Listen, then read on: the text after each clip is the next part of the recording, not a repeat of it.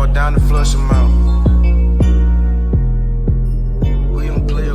Welcome to the Hearts of Men podcast, a journey into the depths of men's hearts where courage meets vulnerability and wisdom embraces integrity.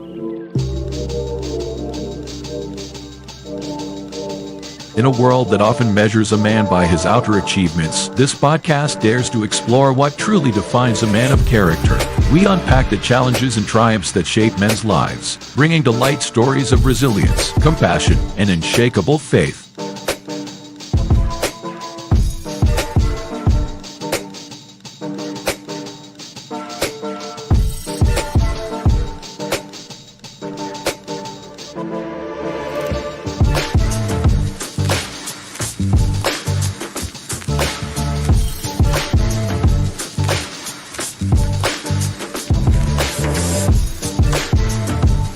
We believe that the heart of a man is a treasure trove of untold stories, powerful lessons, and profound wisdom. Through authentic dialogues and insightful discussions, we aim to unlock these treasures, one story at a time.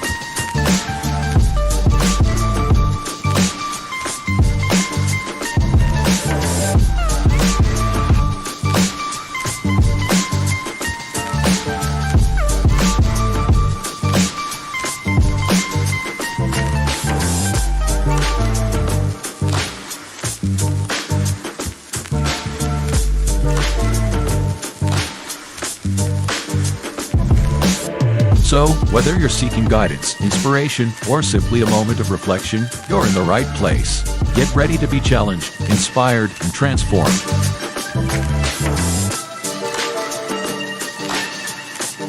And now, to guide you through this journey of discovery, please welcome your host, a visionary leader and a true catalyst for change, Dwayne Dwyer, but we affectionately know him as the Mindset Coach. Welcome, ladies and gentlemen, chat panel, all the good people out there. Happy Friday and welcome to the last episode of the Hearts of Men podcast show tonight. And this is the last episode of the year, not the last episode altogether. But that's okay. You can go back. If you don't get your fill tonight, you can watch some other episodes. You can tune in tomorrow morning. They got something going on over there. You can tune in on Sunday. You can tune in on Tuesday. But we'll get into all that housekeeping stuff later on down the road. But first thing I want to do is I want to introduce the panel. And then I would like for each one of them to just say one good thing. So first of all, we got Mr. Dwayne Dwyer, who's also known as the Mindset Coach, ladies and gentlemen. We got the son of Timothy, who is also known as the Available Man. And last but not least, the beast that always gets unleashed. Ladies and gentlemen, Mr. Shift Happens, poor man's Dr. Phil. So in that order, gentlemen, please say one positive or one good thing to start the show off. I mean, I'm going to say the obvious that God is good. There you go. Well, there you go, stealing my words. But I would say that everyone on this panel and everyone viewing, we woke up to see another day and another day to get it right. I guess I'll just finish it off before Unc goes, and I'll just say that I didn't get any bad phone calls. Any phone calls I got were to say happy this, merry this, and everyone had sound mind as their ability, and just no bad news. Here's a positive thing for me. I am in this space at this moment, at this time with these people, and I am here on purpose and voluntarily. So that's my positive. Chat, in a second, I'm going to ask Coach to go through and name each one of you guys name by name. But before I do, I would like for you guys to do the same thing. You know, go through, take a couple of seconds if you feel like it, and just say or type in one positive thing. And while you at it, go over there, hit the like button, share this video with someone else. hit the bell so you can get the notification so you know anytime a show or an episode is going to go live or when another video drops. After that, Coach, your turn. All right. Since they always put me on task, as always, I'm joking. Yep. I enjoy doing it. As always, we like to welcome everybody on this platform. Doesn't matter what platform you're watching us on, or whether you're on YouTube, Facebook, Instagram. It doesn't really matter. We like to acknowledge you by name. So make sure that you're getting into the chats and just saying hello so that we can call, so that we can acknowledge you. So that being said, Crystal Everett, good to see you. His Divine Appointment, good to see you. Nick D, good to see you and welcome. Shell, good to see you and welcome. We're gonna skip over poor man's Dr. Phil because he's up here with us. We're gonna jump down to Miss Nodella Jordan. Good to see you and welcome. I think I got everybody. I got Shell, I got Nick D. I think I got everybody. So just want to make sure you acknowledge that. Again, for those people who are watching, we know you're out there. I see you.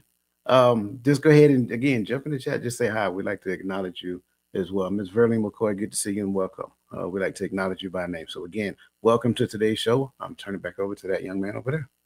Hey man, I appreciate that. With that being said, gentlemen, right before we came on, Coach already said we probably gonna get stuck on question 1 tonight.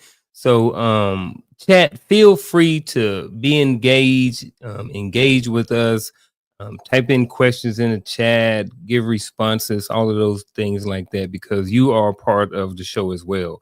And this is the reason why we are up here. We're up here for you guys. Anybody who's watching, again, appreciate you for tuning in, whatever platform you're on, Facebook, LinkedIn, Instagram, yada, yada, yada, you know where you at. But before we get into the topic tonight, which is the power of belief and how to stay true to yourself in a changing world, I just want everybody to real quickly just to I said something about being positive, but I just want you guys to really check in real quick and let me know and let everybody know like how you guys are really doing.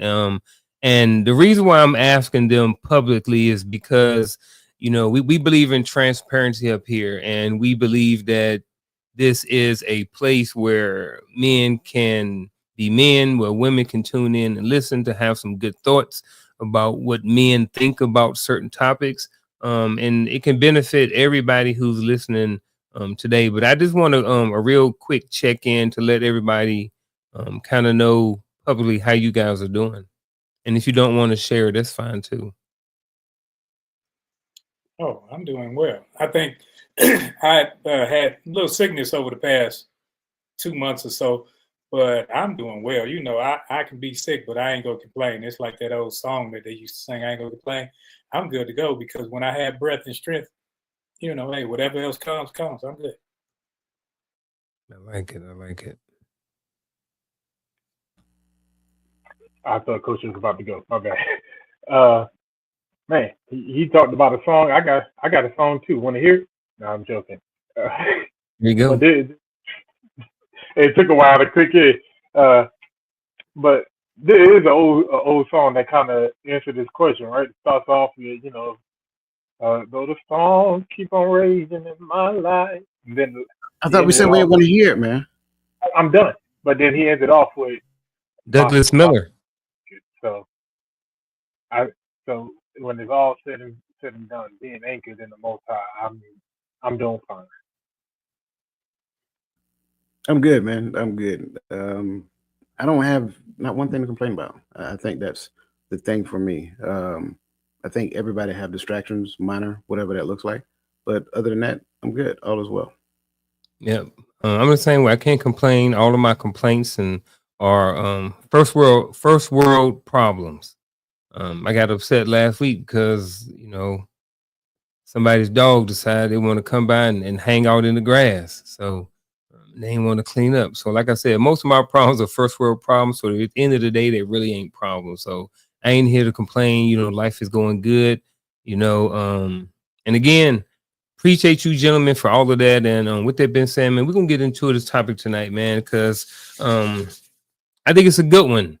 You know, we live in a world, and, you know, we see a lot of things on social media. We're hearing people telling us, well, you this is how you should be, and to a certain extent, in a sense, this is kind of what we do. We talk about our experiences, and sometimes we would like for people to take some of what we have learned and incorporate that into their lives, good, bad, or indifferent. And sometimes when you get new information, sometimes that can cause you to second guess things that you may have already believed. And in a sense, if you take on those new things and you apply them, you, in a sense, become a different version of yourself. And some would say, well, maybe you're not true to yourself because you have changed your mind about a stance. But I don't agree with that. So with that being said, gentlemen, the first question of tonight is this: what does staying true to yourself mean to you personally? So again, this is personally what staying true to yourself means to you. I know Dwayne Coach got the hands rubbing, so he got to go, so I got to beat him to it. When I was looking at it and I was thinking about it, I was like, staying true to yourself, and it was all about me. So I think that is it's like a misnomer. It's something that if I'm staying true to myself, I'm satisfying me. And I know how people say it and how they mean it, but I look at staying true to self, I got to stay true to him, because staying true to me, I'm satisfying me. That means I'm going out with a blaze of glory. That means I don't care what happens with nobody else. It's all about me, and it's my world, and everybody else just squirrels, and you know how that goes. So I look at it differently than just, oh, I got to stay true to my values and my this and my that, because I don't have any outside of him.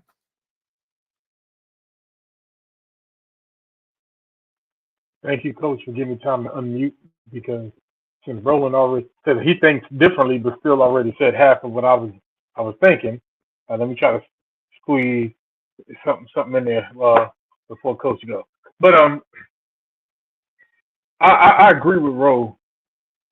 I think the terminology of being true to yourself can be a destructive road, or it can be a growing road, a road of ever growing, depending on how you view it.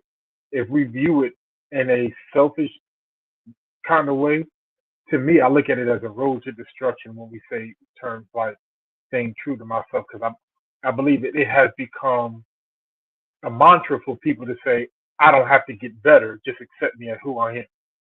I don't have to try harder, just accept me for who I am.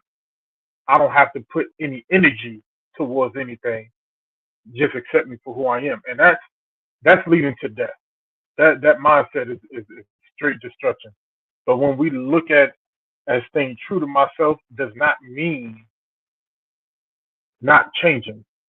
It means evolving truly with who you are, with who you say you are, with what you are about.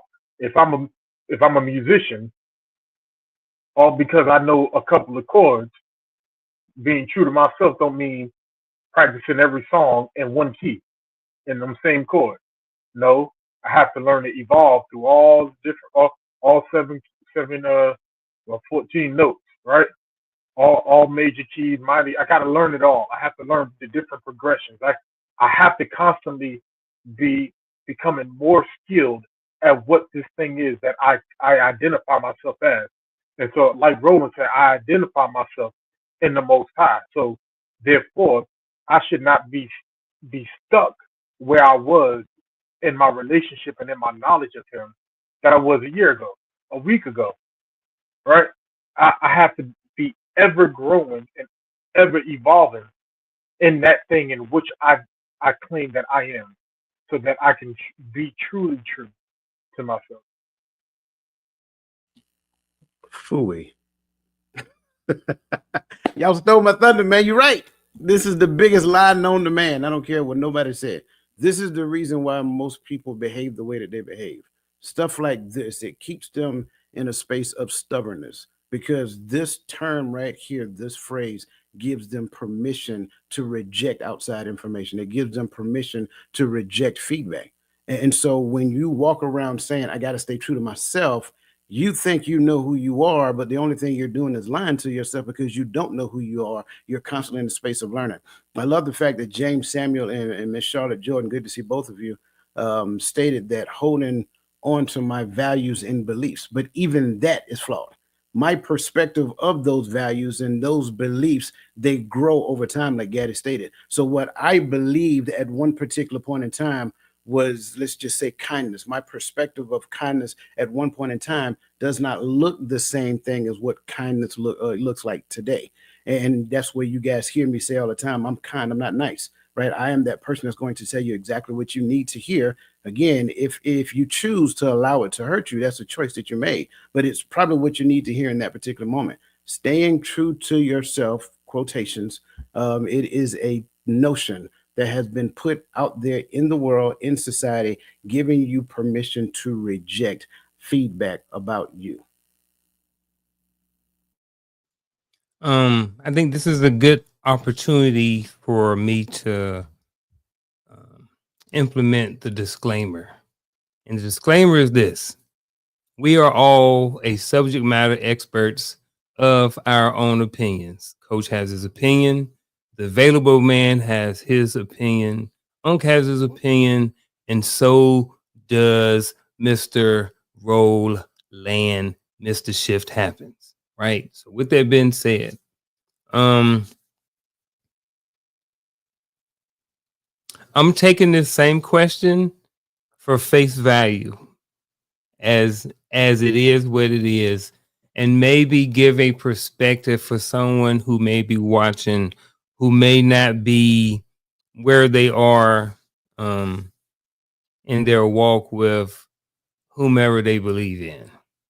So what does stand true to yourself mean to you personally? I think it means that my actions line up with my beliefs and my morals. So what I mean by that is this: if I am staying true to who I am, if I say, and I'm gonna if I say that I am a child of God, and that's how I identify as, then staying true to yourself means that my actions line up with being a child of God. So that's kind of the way I see it. And then, if you want to take the spiritual part out of it, I think that having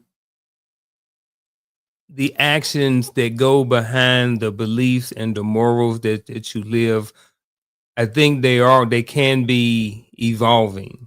I think that when you say, hey, that I'm a stand-up man, I believe in taking care of my family, and then you go about and you act on that and you do that, I think that is being true to who you are. And I think that it definitely can evolve over time. I think that it can grow over time.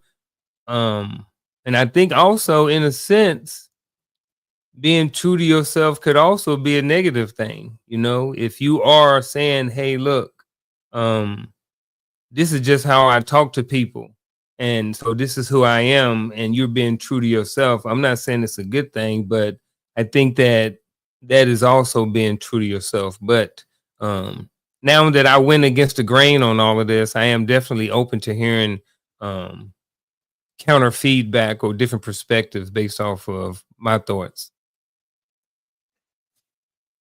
If anybody, I understand exactly what you're saying. Yeah.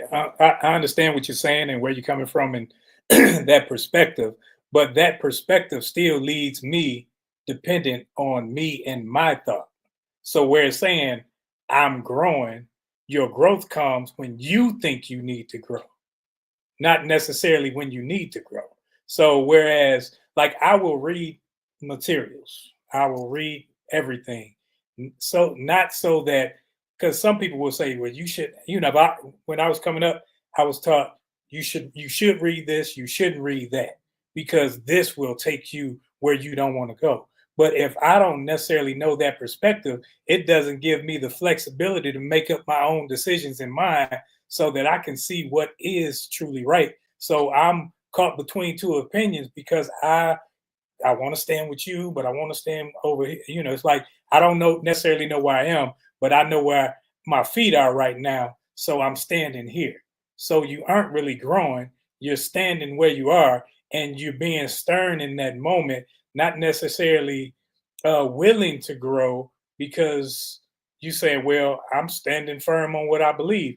Whereas you don't necessarily know you believe because you've never tested your faith. You've never stretched it to the point where it made you uncomfortable enough to grow. I think if you spend enough time on social media, scroll through your TikTok, your Instagram reels or what have you, you're gonna see 1,000 different commercials, and each one of these commercials are going to tell you that they're going to teach you one skill to land you a job, a shortcut to get into real estate. They're going to teach you a hack into investment. But one thing that they can never promise is you will never leave there a realtor. You will never leave there as a tech guru. You will never leave there as a true investor or a broker. You're going in there with a single skill to have enough to say I've learned something. And I think that that's where a lot of us have become comfortable with in our lives, right? So when we say my core values, but have any of us ever taken our core values and investigated them and see what does it mean to respect my elders? Does that simply just mean yes, sir, no, sir, yes, ma'am, no, ma'am? Or is this something that goes beyond just saying yes and no, sir? You know, so if we don't, we could just say, well, I grew up in such and such, you know, I just learned to say yes, sir, no, sir, yes, ma'am, no, ma'am. But I can't say that I truly respect my elders if I don't listen to anything being told to me, if I don't mind my work. When I grew up, you had to mind how you talked when the grown folk came in the room. It didn't matter who the grown folk was. Get popped right in your mouth. So there's a thing attached to what you call the core value, right? There's a thing that's attached to what you call your belief, but you have to go beyond. You have to go beyond the foundation in order to say that I'm true to myself. If you never go and actually study and take the exam that the realtor takes, then you can have dabbled into real estate, but you're not true to yourself because you're not a realtor. Now, if you're a real estate investor, that's different. Then say that. But if I like, I go back to the music. If I never practice beyond the basics of which I was given, then I'm not a musician. I'm just a guy that knows how to play a little bit of piano, a little bit of drums, or a little bit of this. But I'm not a musician. I'm not an artist. And so, to me, in order to be true to yourself, you have to be willing, or at least attempting, to master that thing. Not that we'll ever obtain, but I'll leave that alone. I just got a dumb question, real quick. Are we saying the notion of stay true to yourself? Are we saying that stay true to yourself and being authentic? Are we saying that's the same thing?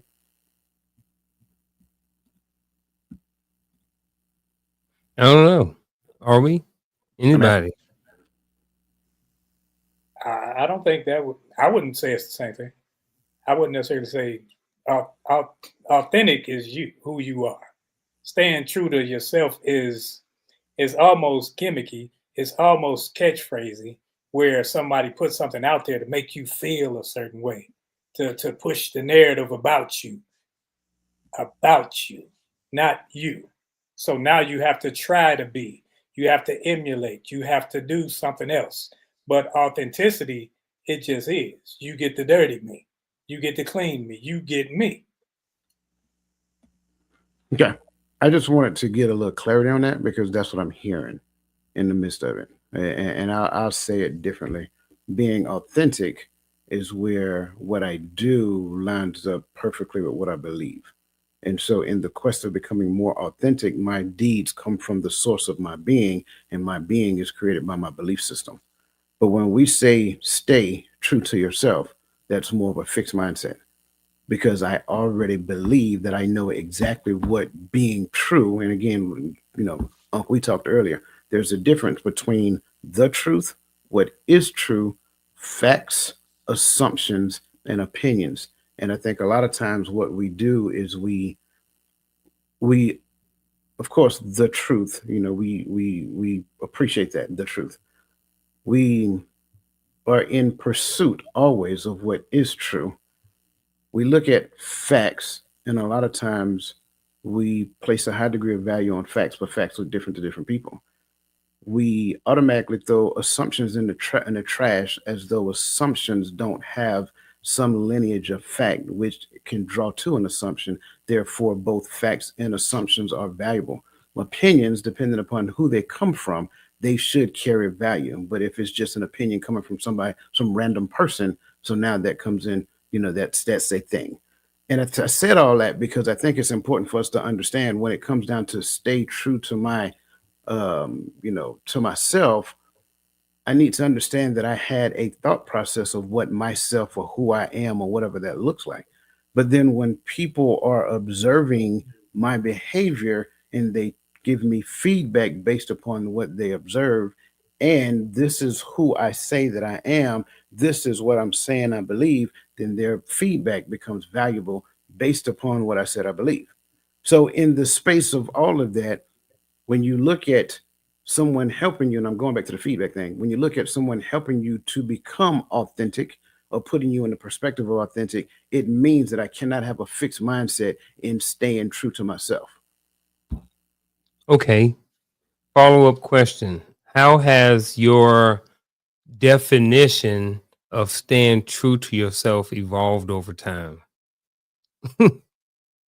Just anybody. Actually, I don't even want everybody. Just one or two people, just to just a follow-up question to anybody. How? Because, most of us are over the age of 30 now. So we think differently than we did when we were 20, because for some people, this may be the first time they've heard a different perspective on, staying true to yourself.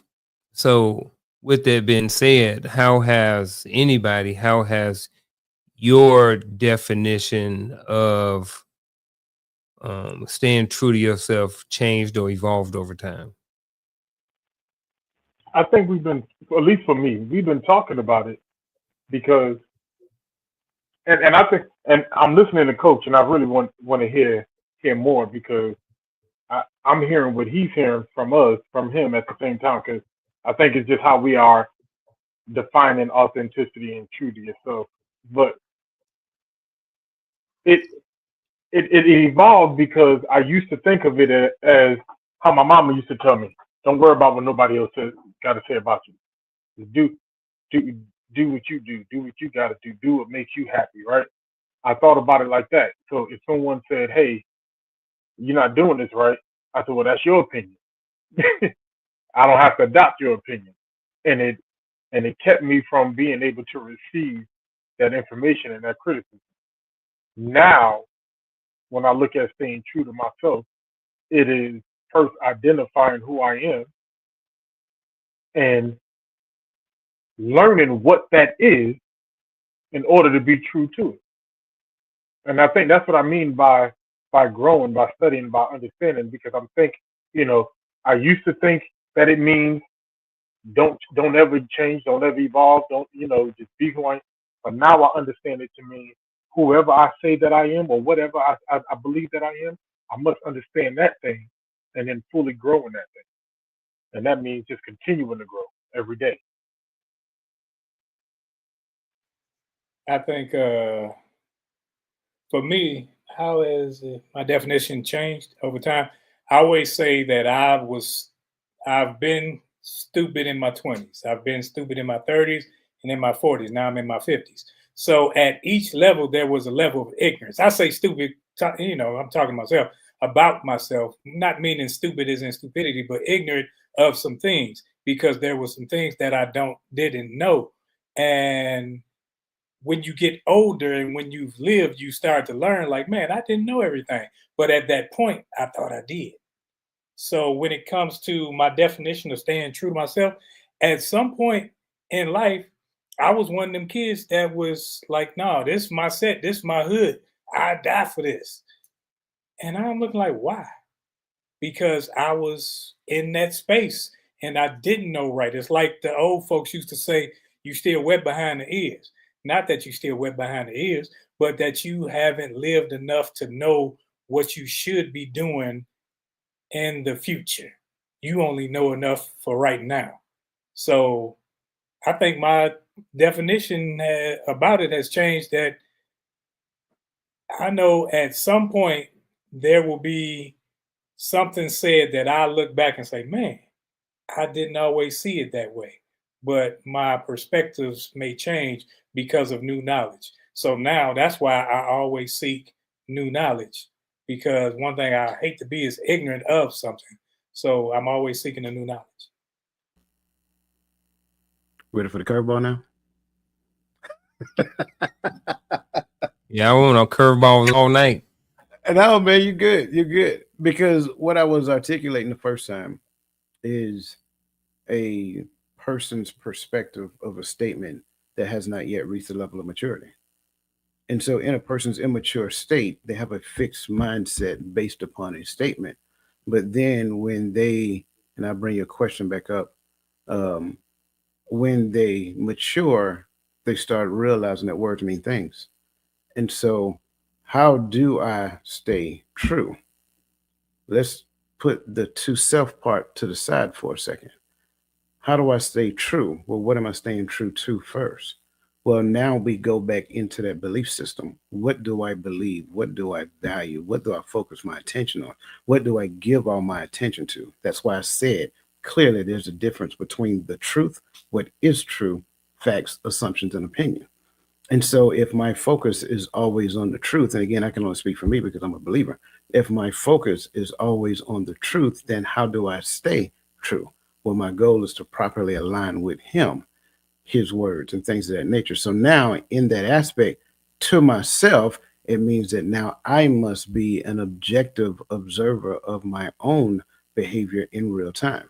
So it's not me having a fixed mindset on what I believe or how deep my belief system is or whatever the case may be. No, it's me recognizing that within the scope of what is true, there's 4 different perspectives on the screen.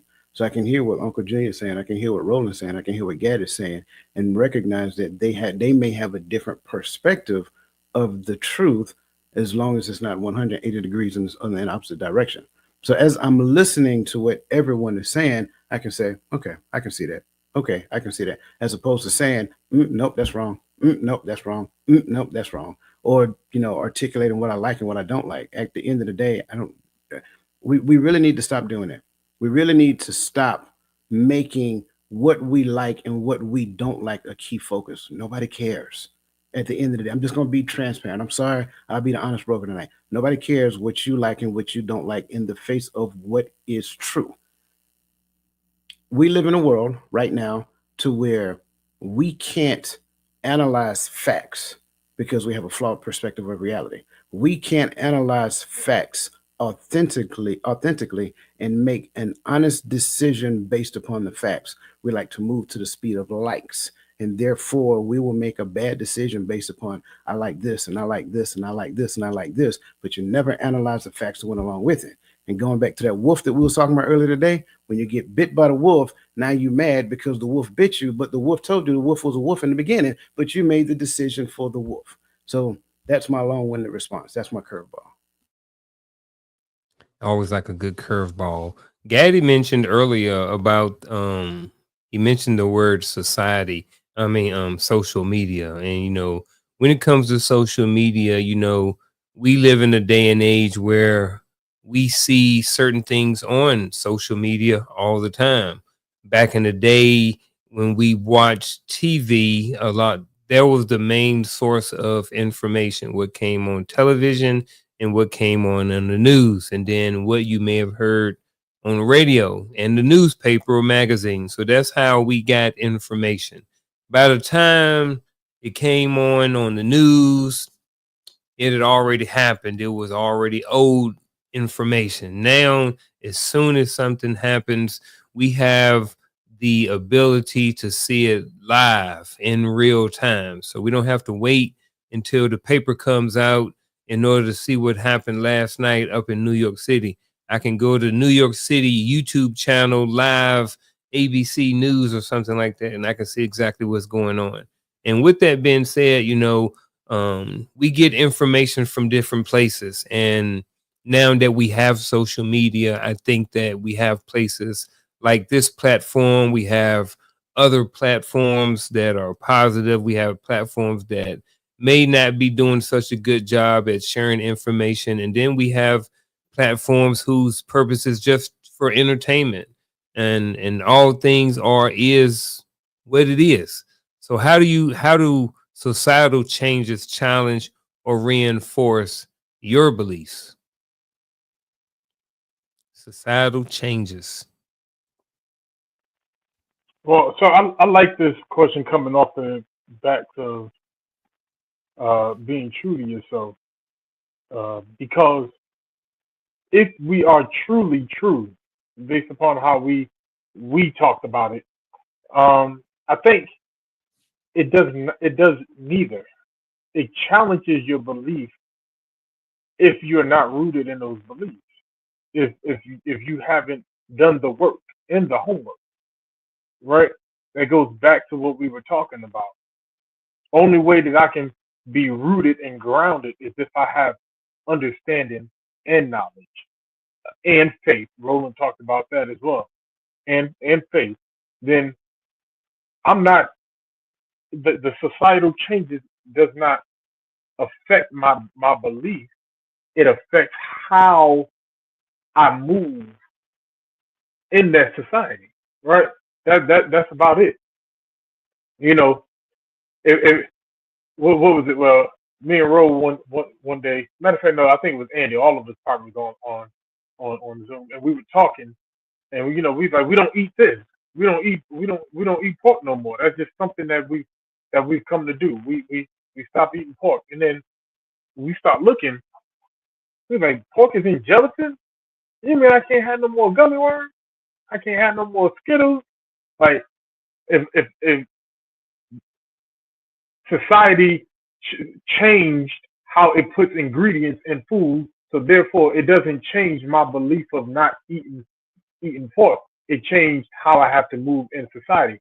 Now I realize I can't move, I can't eat this, or I realize I have to see and pay attention to what is being done in society so that I don't get caught up in a snare. I think societal changes aren't always negative. I think there's some things within society that happens so that you can see what you were doing had you on the wrong path. What you were doing, you needed to learn this. When it comes to dietary supplements or dietary things with me, things that I want to keep out of my body, things that I know will hinder me in the long run. I learned that more from social media, more from looking online and reading other materials other than me going to a cookbook or whatever, because there's information out there. So it's all about the information that you allow to come inside, the information that you take in. Because if you're only taking in that mess that's on social media, because this is on social media, if you're only taking in that stuff that's they're simply for entertainment, or you take in some things for edutainment and some things that are just there to distract you, because there are some things out there that's just going to distract you. If you focus on those things, then you will be all over the place. But if you rather if you make sure that when you are spending time in society, that I'm taking this in for knowledge base, not so that it will change me, but so that I'm aware. I think awareness has a lot to do with it. So it reinforces, I don't know if it reinforces your beliefs, because I don't know if the social changes reinforce that, or you just see certain things that were spoken of that's coming to pass.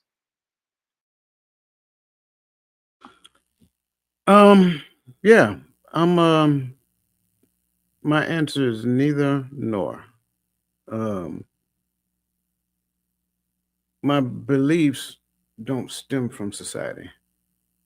Um, and therefore, if my beliefs don't stem from society, they don't necessarily challenge or reinforce them. Sure, there may be information that I can gain from society, social media, whatever that looks like, but it shouldn't challenge or reinforce society as a whole. And you have to understand, when we say society, we're talking big picture. We're not necessarily talking neighborhood or, the bros or whatever that looks like. We're talking big picture.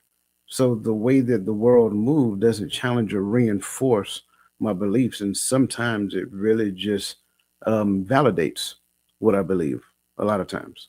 um, so I think when we look at it, for me, and again, I can't speak for everybody else, I say neither nor. It doesn't challenge nor does it reinforce. It reveals some of the things that the core document or the core doctrine in which my belief stems from. It validates a lot of what it talks about. So when I see certain things happening in society, it's like, oh yeah, we kind of had an understanding that this would actually happen. So that's where I will go with. I think when it comes down to what we're saying, thank you at his divine appointment. I think when it comes down to what this actually says to us, I think, and this is just my perspective, if society has the ability to change my belief, then I would offer to say that my belief was not rooted in anything concrete. Um, I've heard everything. I like coaches neither nor. I was rocking with what Roland said, and then I liked how he was, thinking at the end. I was rocking with you because I was rolling that same thought pattern. And I initially had the same exact thought that Gaddy has said. It doesn't affect, like Coach said, it doesn't neither nor. It doesn't affect my beliefs. It does affect how I move, and things that I may do, but my beliefs don't change. There may be certain things I have to do different, but the way that society changes does not affect my beliefs at all, So appreciate all y'all for that. One of the things that as we move along is doubt. When we talking about staying true to yourself, sometimes we get new information, and then sometimes it can cause doubt and uncertainty and not being sure about which way is right. I remember growing up in the church, there were some things that I had learned, and when I got older and I went to a different church, I heard some different things. When I started reading, I got a different interpretation or a different perspective about it. So it's like, so it's like, I don't know. So with that being said, the question is this: can self-belief coexist with self-doubt? Can self-belief coexist with self-doubt? Can I move the word self out of there? Absolutely, you can. All right, very good. So can belief coexist with doubt? I believe in the scope of belief, there are different echelons. Of course, the highest echelon being complete or confidence, and the lowest echelon itself being kind of, it's still wavering. You have an awareness of a thing that can be, but it's kind of wavering. It's not necessarily something that you're greatly confident in. So then, in the midst of that, can belief exist with doubt in its lower echelons? Absolutely. We see it all. We see it all the time. We see it every day. right? People say they believe in a thing, but yet they doubt at the exact same time. Should it exist in the same space? Absolutely not. But does it? Absolutely. And I don't care who you are, we can say, oh, I believe this, I believe that, I believe this. And this kind of goes back to what I was talking about previously. We can say we believe a thing, but what ends up happening when life meets you at this level? Do you still believe that thing that you say that you believe? And because the evidence of belief is discovered through your behavior. So when your behavior shows up in the midst of this thing that happens, then what you will realize is that, well, not as much as I really did. Now, the question becomes at that point for that person, do I recognize my behavior in real time so I can become more authentic? So I can change my behavior as it comes down to the thing that I say I believe. Because again, saying is one thing, doing is totally different. The doing is the truth. The saying is the direction in which I'm trying to go. And I'm gonna jump on this one before Roland and Gaddy do it, just because I don't know. I really don't know. Part of me wants to say that it cannot exist. If I believe something, then there can't be any doubt. And if I have the doubt, then I don't really believe, you know? So that's but here's where I am. So I'm gonna repeat that, and I'm gonna make that my stance for right now. But as an open-minded person, I am open to having my opinion or my perspective changed based off of further information. But for right now, my stance is that if you believe something, it cannot coexist with doubt. We removed the self part just because Coach said it. If y'all want to throw back in self, that's fine. When y'all give y'all perspectives, but my perspective is, if you believe something, then you can have the doubt. Because if you have the doubt, then you don't believe. Jump in here.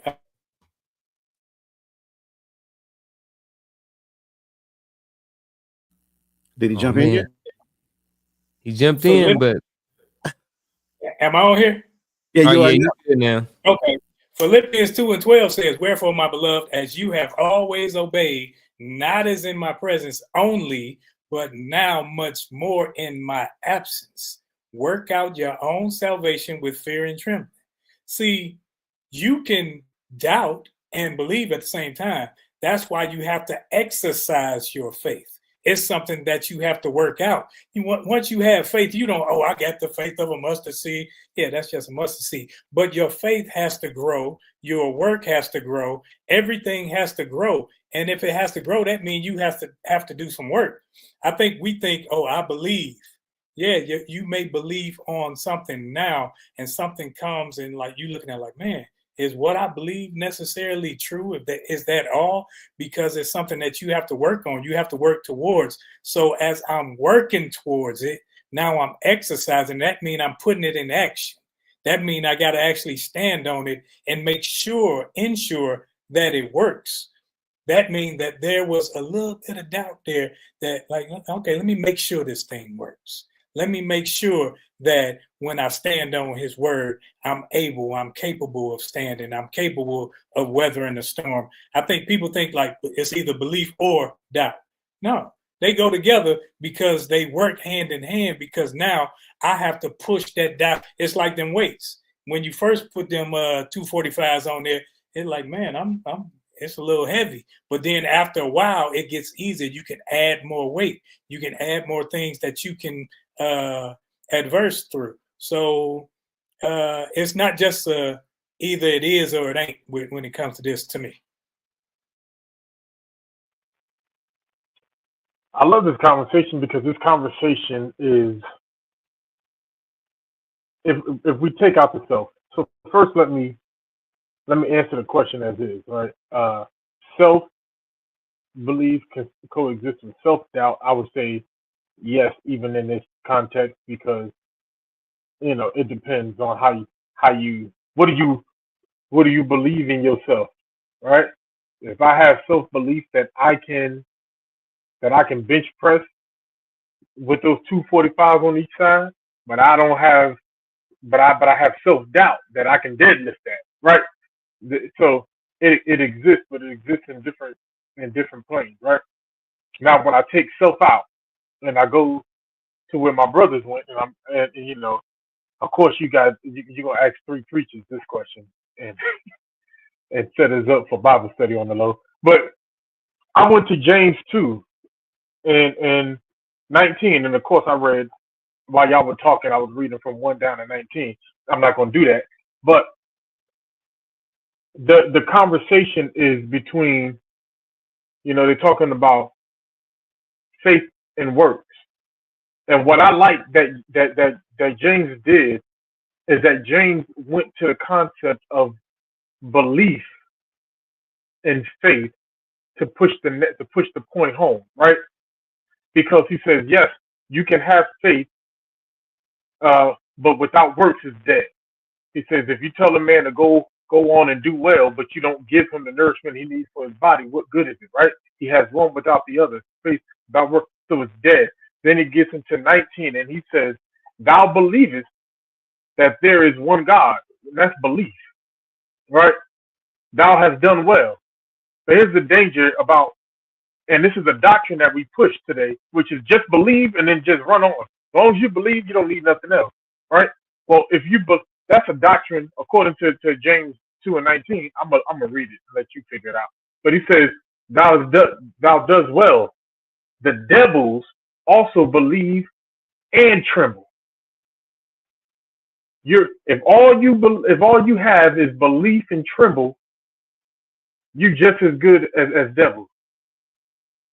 That's because the devils do the same thing. But wilt thou know, O vain man, that faith without works is dead? Was not Abraham our father justified by works when he had offered Isaac his son up on the altar? So you can you can believe, but if you lack faith, and that's where this conversation goes for me, is you believe that there is one God, but do you have faith in him? Do you have faith enough that you'll follow him to the end? Do you have faith that you'll give when you on your last? When his works don't look favorable, do you work? And so those who don't do the work that the Father set for us to do because they're afraid of missing out on something, or they're afraid of losing something, or they're afraid of not gaining nothing, then they don't. Then yes, they have belief and doubt existing at the same time.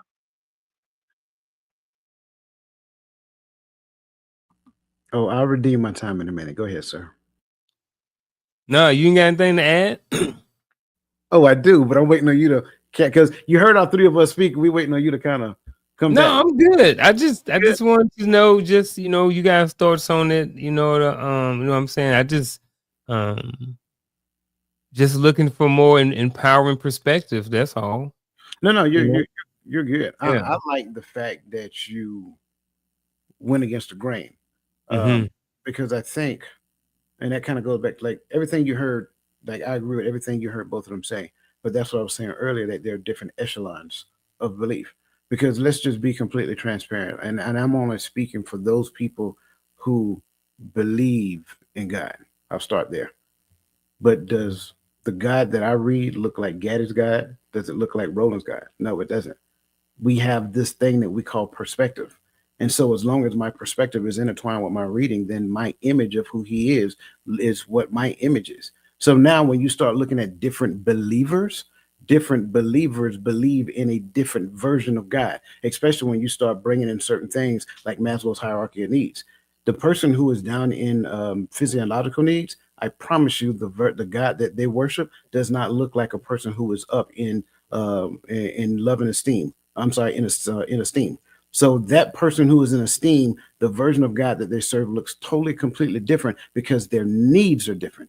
So when we start talking about belief and doubt, and we think they're totally opposite of one another, again, something that has not been taught right in the past years. No, they actually feed off of one another. You can't have a level of belief. It's like saying, and I like the fact that Gaddy brought faith into this conversation, because faith is the vehicle that takes me to what I believe. But at the end of the day, when I look at what it is that I say I believe, there must be a behavior and activity that goes along to support that thing. So if that is the case, your level of belief when it comes down to the true, authentic God, the real version that he articulates himself to be, it must mature over time.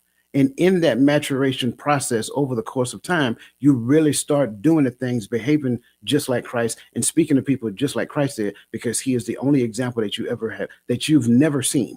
Again, it's a reason why I'm saying never seen. He is the only example that you've never seen. So even in understanding his example, you're still putting your perspective in it. So it can't be a thing that's totally absent of one another. So when you look at it, it has like within a person, it's not so much as, can I root one completely out? No, it's really more so of, can I balance it to such a degree that what I believe actually overshadows what doubt is trying to tell me I cannot do, or what doubt is trying to tell me that does not exist. Can what I believe rise to the top regardless of doubt? And then I do the thing that my belief system is calling for. Therefore, now my belief system and now has grown. And I like the fact that Roland brought in the exercising of it, because the exercising of the thing really gets you to the point to where your belief system grows. I can dig all that. And now we're gonna, I think it was good to, like you said, for me to go against the grain. I think it just brought out more, just went a little bit deeper, brought out just more perspectives for people to be able to hear and chew on. And this is, I think, is definitely one of those podcasts on one of those shows that deserves a second watch. So if you haven't already, go ahead and share, like, hit the notification button, all those different things. Feel free to join and be part of the conversation. We're almost at the 1 hour mark. And with that being said, we're going to transition to the next question. So, gentlemen, I think all of us have been born here in the United States, right? Now, if one of us, if Roland was born in Jerusalem, Gaddy was born in Pakistan, Coach was born in South Korea, and I was born in Japan, our beliefs, culture would probably be a little bit different. So I think that right off the bat, our community does play a role in shaping or supporting our beliefs. But the question is this: what role does community play in shaping or supporting your beliefs? So I went the extreme on purpose.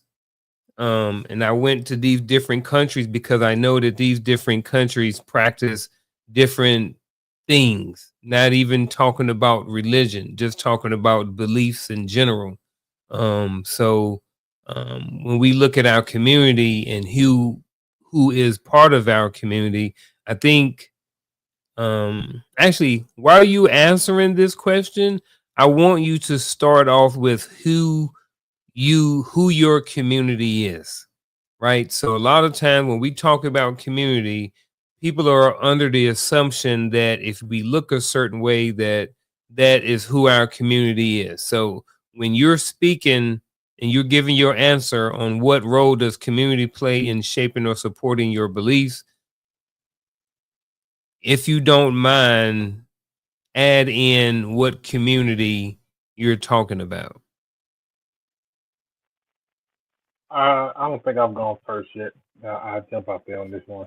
So when we talk about who my community is, now in the space of foundational teaching, I will always start with, who raised you in the environment you grew up in, right? But I want, for this question, I want specifically you, like specifically the available man's community. When you answer this, who is your community? I know we can speak in generalities about community, but I want to know what your community is, because it may not be mine. And we're up here and we're talking about this word community, but us and the people that's in the chat and people who are watching this, they may have a different version or different perception of what community is for them. So I want for us to just determine and let them know who our community is when we're answering this question? So I still don't think, even if I'm talking about just myself, just because we're talking about the idea of shaping, I will have to start with my parents, those who raised me, my parents, my siblings, the churches I went to, the schools I went to, the teachers that were around me, because that's who shaped my belief. Whether we're talking, and I like that you said, not just from a religious or spiritual standpoint, right? But what I believe about the social environment, right? About race culture, about politics, about a lot of things. The things that I believed at the core came from the things I heard and the things that I saw growing up. So it is the very foundation. Whether I went that direction or not, it was based upon what I was exposed to. Now, my perception of the thing that I was exposed to is different. I think that's individualistic, but it gave me foundations of thinking. It gave me the foundations of understanding based upon where they were at that time. And so, as far as supporting, now that the community changes, because as I got older, I grew, I studied, I gained a little bit more knowledge, and so the way I believe has shifted. It hasn't changed. It has shifted, and in that, so did my community. Now my community is very small. Y'all looking at it right here on the screen, right? These are the people I call. These are the people I talk to on a regular. These are the people who opinion matters when it comes to me sifting through information, me sifting through scripture, right? So my support comes from this circle right here. Every conversation we have, Lisa Key is going to drop a scripture. It's going to make me go back and look at it a little different now. I've seen that scripture 1,000 times, but what does it say now? Because she brought it up in this aspect. You get what I'm saying? So the support, to me, that changed. The community changed in support them from what it was and shaping, if that made any sense.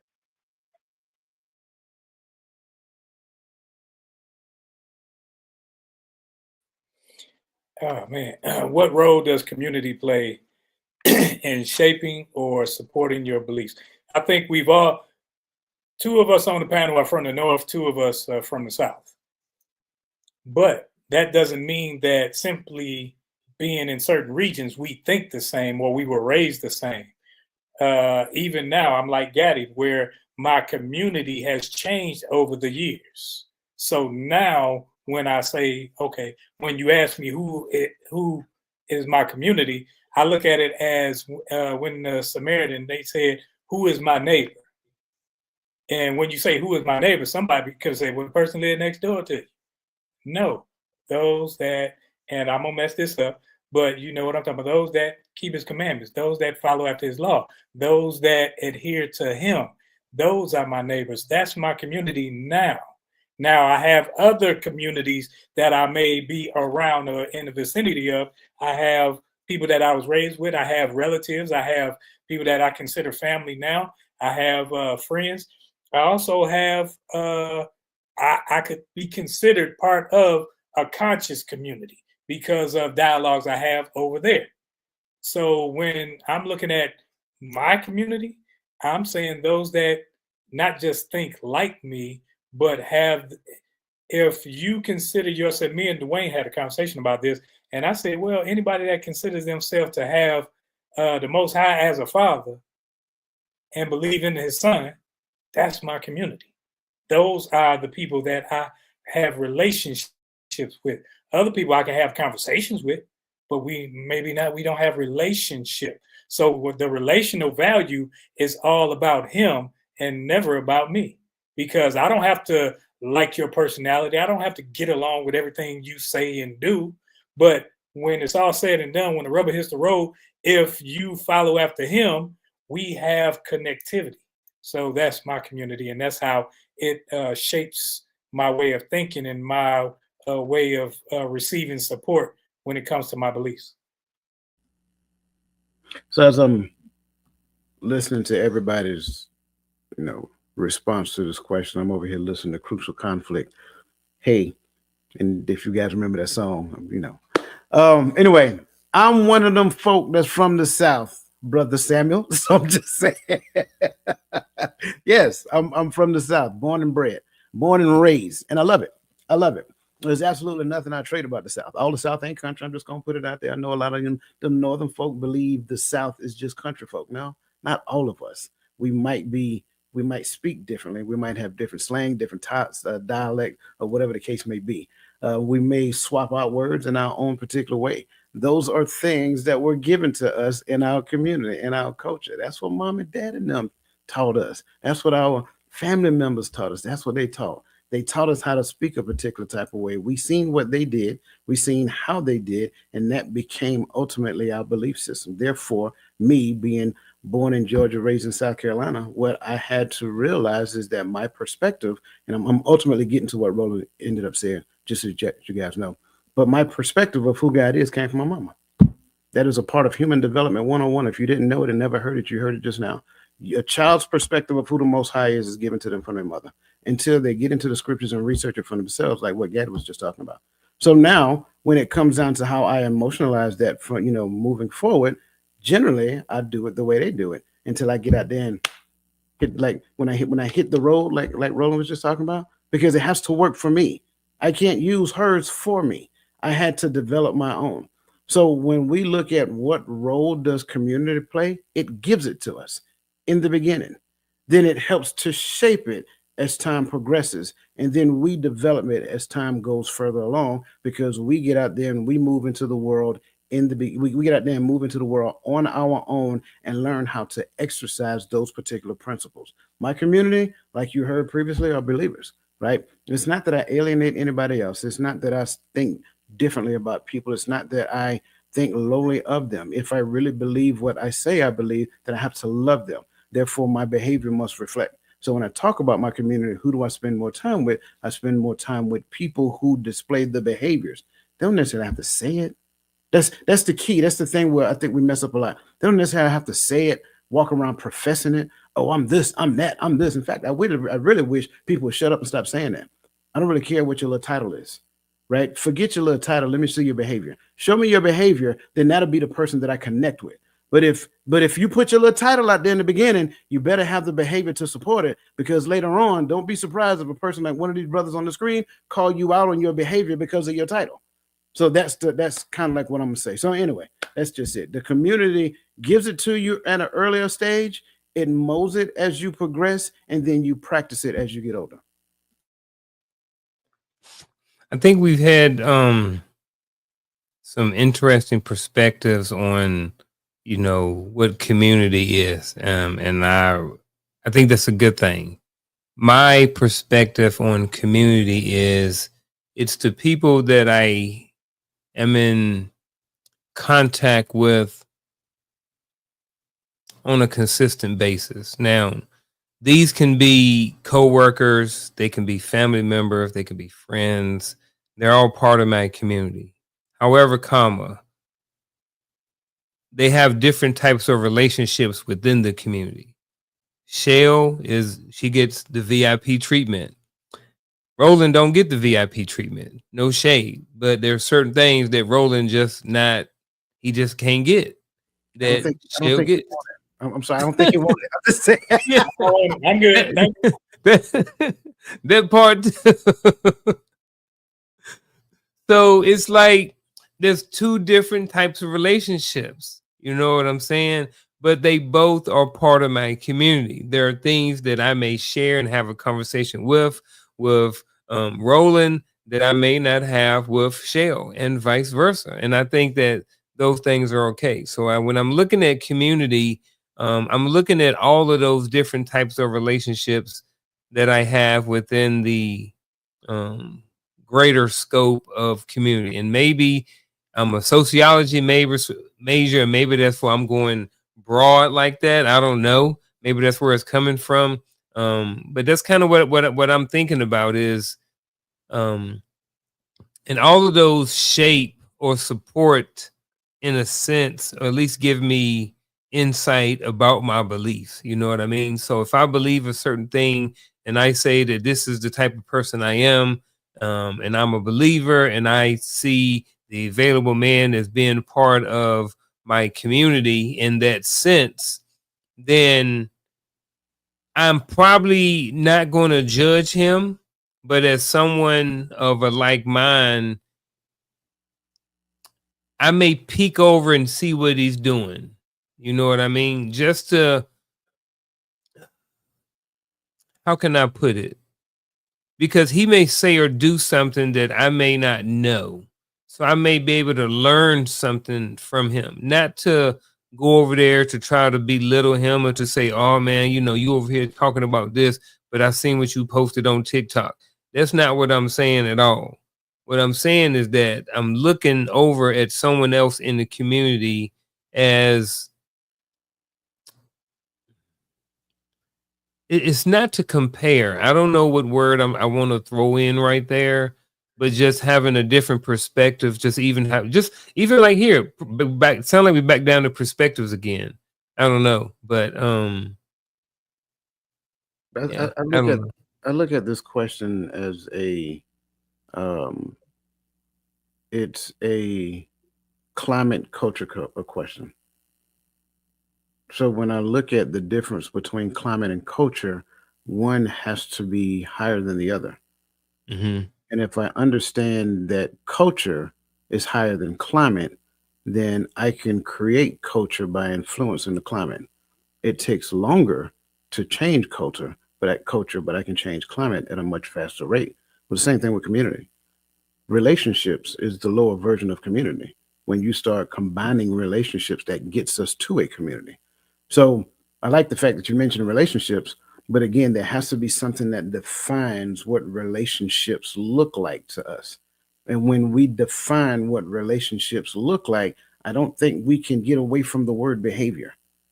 Even in a work setting, I work with people. I don't have relationships with everybody I work with. Therefore, everybody I work with is not a part of my community. Sure, we have a working relationship that stays there in that particular building on that particular time. So when you get information that comes out in the group chat, whatever the case, hey, I'm going to do this right here, swipe left, right? Not my concern. I don't really care. So I think that, and that's the thing. I'm not saying anything against what you're saying. I'm just adding to what you're saying. Like, I think a lot of times what we do, going back to what I said previously, we move at the speed of light. Oh, I like Mr. Martin's beard. So I want to have a relationship with him so I can find out, so I can learn more about beard. Okay, cool.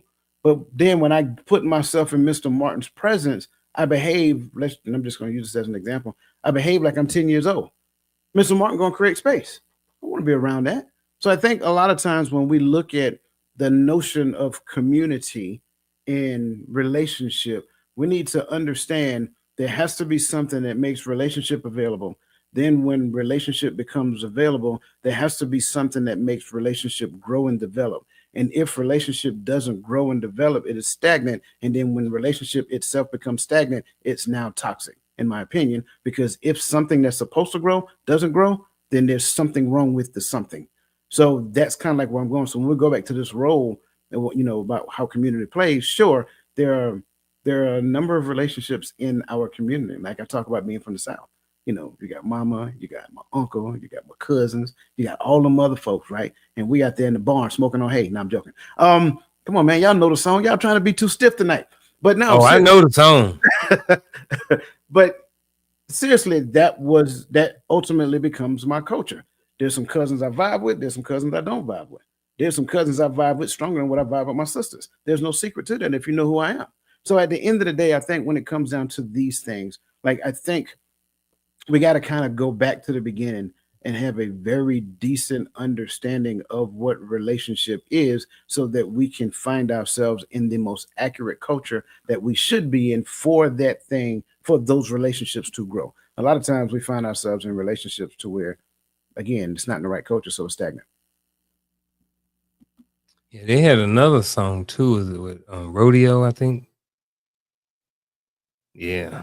I remember that. I was jamming out to that stuff back in the barracks in Colorado Springs at Fort Carson back in the day, back in the 90s. Moving right along though. We ain't going down memory lane tonight. I'm gonna skip a couple of these questions. We're gonna move down. We got about 2 more questions tonight, folks, and then we're gonna jump into our final thoughts. We may, depend on how long we spend on this one. Just to give you guys a heads up, we may make that last question the final thought. So, we've talked about faith and believing and different things like that tonight. So, with that being said, we started off with a question about starting the night with staying true to yourself, meaning to you personally. So now we kind of going back to that again. So bringing it back to self. So how does your faith and philosophy influence your sense of self? I think we talked about it previously. I think so. Yeah. No, I'm just saying, I'm not saying the question is a bad question. I'm just saying that we talked about it previously. I think if I am living a life according to faith or living a life according to said philosophy, then who I know myself to be must change. I can't stay stagnant based upon and I'm going back to, since I ended there, I'm going back to being raised in the South, hanging out with my cousins and all that other good stuff. Well, if this faith thing is my core belief system, then this thing I used to do with them cannot remain the same. The way I used to behave when it comes down to certain things cannot remain the same, because faith mandates that I change who I am to be more aligned with that thing that I'm hoping to get to. So therefore, in order for me to get to hope, I have to create the behavior that says the deeds that come from faith is really believing in the hope that I'm pointing at. So when I look at this faith that we're talking about, when I look at this philosophy, number one, it changes me from being angry when I was younger, right, to a person that is a lot more patient and a lot more compassionate. It changes me from the point to where I look at myself through the lens of what I was told I was, to getting to the point of understanding that I'm not who they say I am. I'm actually who he said I am in this book. So now that changes everything. That changes the way I exist in space. That changes the way I treat people. That changes the goals that I set for my life. That changes the space that I go and spend time with and who I spend time with. Because at the end of the day, it's okay for someone to believe something totally different or totally opposite to what I believe. I just can't put myself in those environments so to allow that thing to influence me. So again, I'm going to start there and I'm going to pause because I may have one in return. No, I think, like you said, I think you did a good job of capturing it, this question and the other stuff that we talk about. So I feel comfortable moving on to the next question. So thank you. I appreciate that. Because I really wanted to get to this next question anyway. So it all worked out for me. So, gentlemen, one of the things that we in the coaching business, we are not big on giving advice. We ask questions and different things like that and allow people to come up with their own solutions and navigate their own path. But for tonight, I would like to give some advice. Now, this advice may work for you as someone who is listening, or it may not work for you. Again, like I mentioned earlier during the show, we are a subject matter expert of our own opinions, and this advice that we are sharing, it may or may not work for you. If it don't work, don't take it. And if it does, then maybe you can add it to your life. It may add some value, and it may help you moving forward with something in your life. So, gentlemen, again, what advice would you give to someone struggling to find their own beliefs? What advice would you give to someone struggling to find their own beliefs? I don't think that's just a snap to answer. I think that kind of hinges on the question that you just asked about faith and whatever that last question was. Because when you look at faith is something that's a complete trust in something, but you can have a complete trust in something that you don't necessarily know about. You don't know that it works. You don't know that it'll do as it said. So you have to learn about it. And that's where the whole philosophy comes in. When you look at philosophy, when you're studying about a thing, studying the nature of it, see, I love having philosophical discussions because it could be about anything. It doesn't have to be pinpointed in one area. So when it comes to somebody and their own beliefs, I always say the first thing when it comes to belief is believe and know who you are. Because until you know who you are, anyone can tell you you're this and you're that. So you can be moved here or there. So, first thing I would say with somebody struggling with their beliefs is, do you know who you are? Find that part out first. And then once you find out who you are, now you know how to navigate. Now you know how to move. Now you know, hey, I got to study more on this. I got to read more on this. And now, as you start to research, your level of self-awareness grows, because once you start to see what your people or whom you are stood for, now you see those things what you won't fall for. So when it comes to somebody struggling with that, that's a person that doesn't really know who they are, what they believe, where they're going, where they're headed, or anything like that. So gain a knowledge of self first, and then you can work on beliefs, because until you know who you are, your beliefs gonna be all over the place. I'm gonna jump out there. Charlotte Jordan, she was in the chat. I don't know if she's still watching, but I'm gonna talk about her right now. Not in a bad way, but we were growing up, she used to make sure that we were in church. You know, we were church on Sundays. In the morning time, we had evening service. Went on Wednesday, went on the weekend sometime. Then you had choir rehearsal, usher board meetings, whatever you may have been involved in. We got to do those fun things too, along with help clean the church. So we were pretty involved.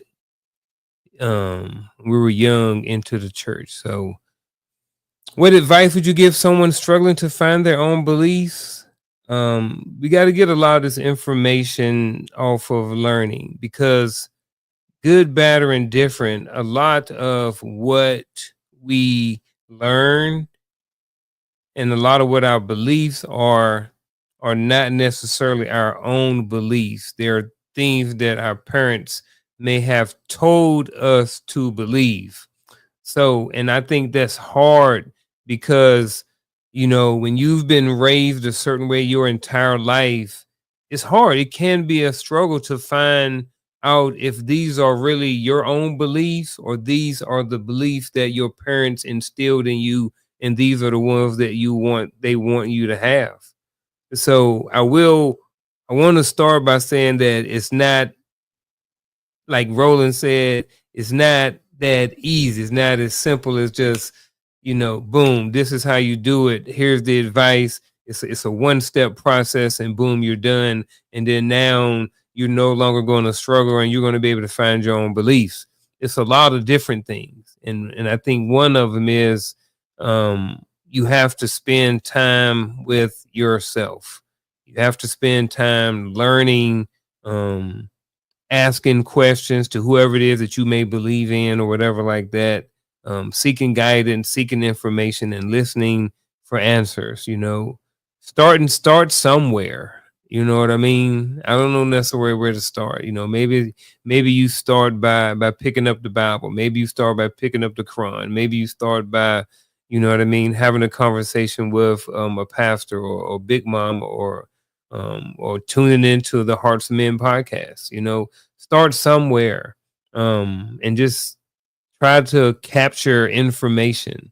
And the more information you capture, you know, one thing is, the more you know, the more you realize how much you don't know. But also, the more information you get, if you start hearing a lot of different things over and over, you know, there may start being some truth to it, you know.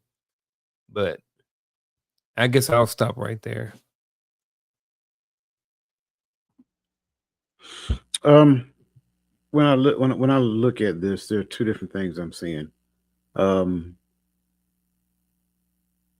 First, you have a person who is struggling to find their own beliefs, and then you have a person who might be challenging what they currently believe. That's what I'm seeing when I see this. On one hand, my thoughts are, go back to your original culture. What do you remember? What were some of the things that they did? What were some of the things that they taught you? What were some of the values and principles that they taught you? Because I don't necessarily believe that everyone who is struggling to find their own belief is saying that they want my belief. So that's why I will start first. Understanding what it is they're searching for by asking some very important questions to get to the point of having a better understanding of what they're looking for, which means that they have to clearly define the problem set. Now, on the other hand, when you have an individual who is, you know, finding some challenges with their own belief or challenging some of the things that they actually believe, I think that's a good space to be in. And I think both are really good spaces to be in, but challenging what you believe is a good space to be in, which means that now you're in search of the truth. And being in search for what is true can get you to closer to the truth. And so now it's more so of having conversations about why they're struggling with this particular thing or why they're struggling with this notion of their belief or whatever the case may be. And then in the space of that conversation, getting closer to the why. Why is that a struggle point for you? Where did this come from? How did you get to this point? Okay, so now if this, then that. So now we have to do the puzzling piece, putting the puzzle together so that they can see it in their mind. I may already know the answer to their question, but me giving them the answer may not necessarily help them.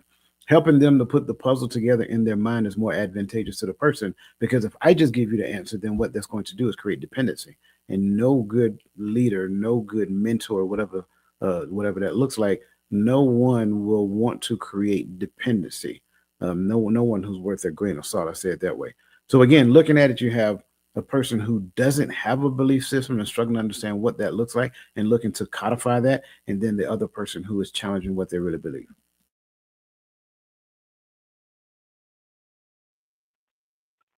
Man,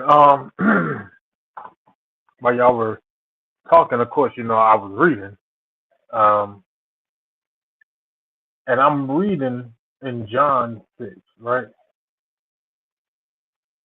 And in John 6, he he says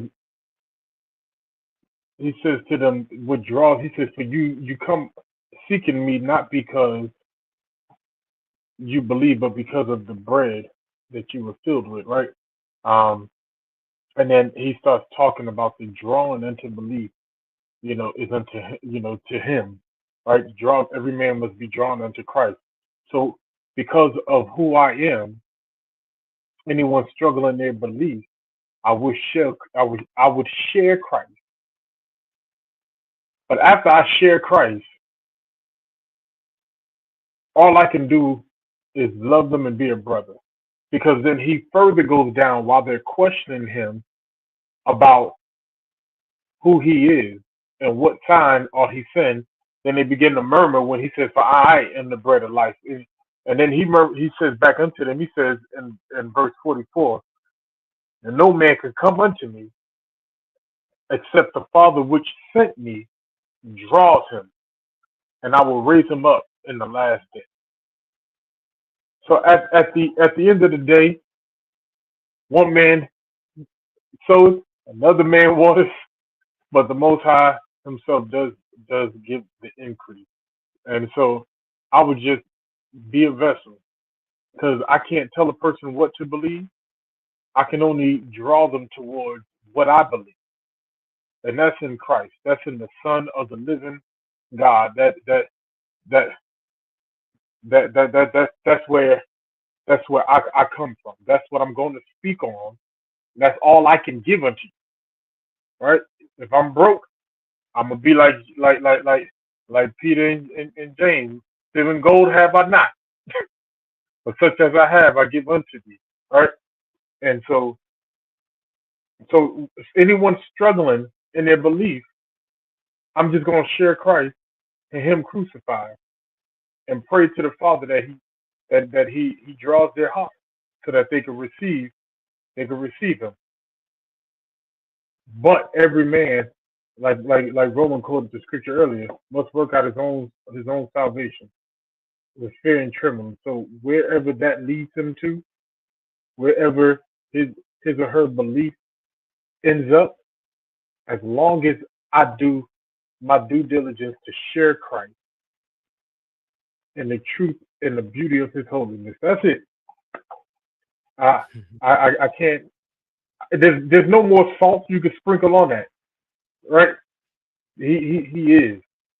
He is the everlasting word. He is the truth. He is the way. He is the light. And so that'd be my only advice. And then I love him like a brother.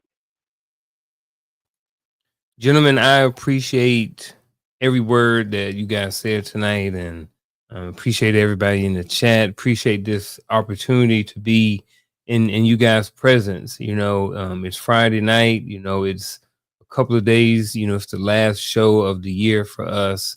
You know, some of y'all, we may not see each other to next year. You know, and I always say that and jokingly and stuff like that, but at the same time, we all know that tomorrow's not promised. So I appreciate you guys for allowing me to be part of your space. You know, appreciate everybody for being here in the chat tonight. And with that being said, ladies and gentlemen, we are getting ready to close the show. But before we do, we want to end with a couple of words in the sense of our final thoughts. And we're going to give to you guys, and then we're going to be out of there. But before we do give you our final thoughts, make sure y'all hit the like button, the share, the save, and all of those different things like that before we roll out.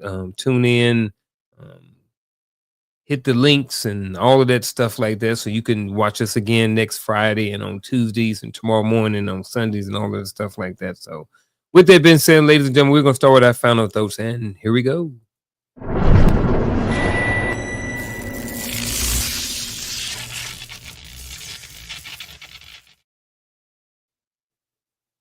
All right, great conversation tonight. When it comes down to the power of belief, how to stay true to yourself in a changing world, I think it's important that we have clearly defined beliefs. Our beliefs must be rooted in something concrete. As you could tell, most of us here, well, I think all of us, our foundational belief system comes from the Bible. Therefore, it requires us to study and grow and learn, not staying fixed-minded to who we think we are, but being open to change what my version of myself is today for a better version of myself for tomorrow. The world outside of me, the world does not dictate or mandate who I am. The world does not necessarily influence who I am, nor should it. It must be rooted in that belief system. Now, again, the other part of the belief system, I must be clear so that I can make sure that my perspective of my belief system not only is rooted in the authentic intent of what the words actually say. So what does that really mean? That means that I need to be open to my perspective of it being challenged. Like somebody else may have a different notion or a different idea about a thing. Be open to hearing that. Be open to sharing those perspectives with like-minded people for the sake of growing in elevation, not for the sake of competition, not for the sake of headbutting or anything of that nature, right? We must mature in the belief system that we say that we have. And in order for us to mature, we can't stay fixed-minded. So we lose the notion of a previous idea of staying true to myself to the notion of staying true. And then now my behavior, my perspective, my observation of myself must line up with that belief system. And so as I observe my behavior, as I receive feedback from other people about what they observe in my behavior, I be open-minded enough to receive it, grow from that, so that that can become a better version of so that can help create a better version of myself. And that is my final thoughts. I love this conversation. This was a really good one, actually. But being true to yourself, as you heard, is an ever-growing mindset. We can never become so arrogant to the point that we believe that we have obtained anything. Your degrees just obtained you a higher status than me, but it doesn't mean you have become. Your certifications just means that you have more knowledge in the area than me, but doesn't mean that you have become. No, because there's always more to learn. So continue to grow in knowledge, right? Wisdom is the principal thing. Therefore, get wisdom, and with all that getting, get understanding. The two must come hand in hand, right? So continue to grow, continue to press forward. Let's not get stuck or become stagnant, because at that point we begin to die. No matter if it's in your belief system or in your occupation is forever changing. More knowledge is being discovered. More things are being added to it. Don't stop learning, or you become the dinosaur. You fade away, and never stop learning of the mysteries of the Most High, because the more you learn, the better we become as followers until He comes and raises us up in the last day. That's all I have. Love the conversation. Appreciate my brothers on here, and we spoke about the power of beliefs, how to stay true to yourself in a changing world. I think first and foremost, be honest. Be honest with people. Be honest with yourself. You may not know everything. You don't know everything, so you can't just act the part all the time. Sometimes I remember when I was in the military, I used to have to act the part, like I knew what I was doing, like I knew, so that they could believe in the situation or whatever. But that's not how life works.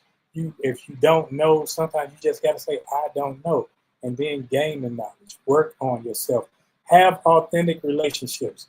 I work on authentic relationships where people will know what to expect from me, and I can know what to expect from them. Because at the end of the day, when you have authentic relationships, it's not where, like, I don't know how they gonna respond.